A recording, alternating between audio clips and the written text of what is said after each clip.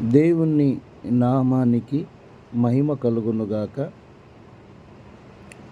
పరిశుద్ధ గ్రంథము మనకు బోధిస్తున్న ప్రతి మాట సత్యాన్ని గ్రహిస్తూ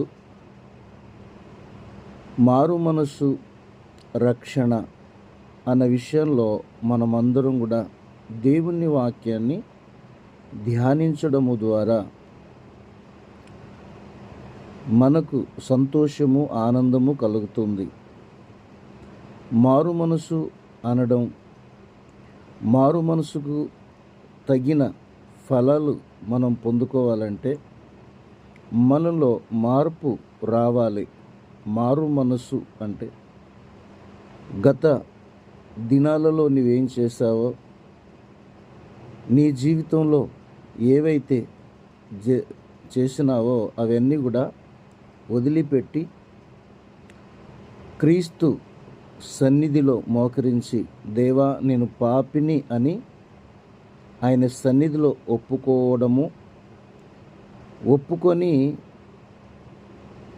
నీవు చేసే పనులన్నీ తొలగించుకొని పశ్చాత్తాపముతో కన్నీటితో ఆయన సన్నిధిలో అడిగినప్పుడు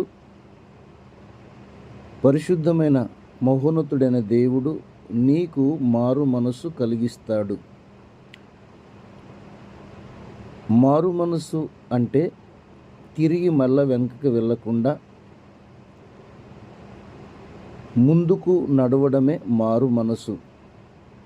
నీలో మార్పు జరగడము ఎంతో సంతోషకరమైనది. ఈ మారు మనసు నిన్ను సిగ్గుపడనివ్వదు. ఈ మారు మనసు నిన్ను ఎన్నడూ కూడా ఎవరి దగ్గర తల వంచనివ్వదు. ఎందుకంటే నీవు క్రీస్తులోనికి వచ్చావు కాబట్టి, క్రీస్తు మార్గములో నడుస్తున్నావు కాబట్టి నీ జీవితంలో గొప్ప ఆనందాన్ని దేవుడు అనుగ్రహిస్తాడు. ప్రతి లేఖనము చదువుతున్నప్పుడు పౌలు గారు మారు మనసు పొందుకున్నాడు.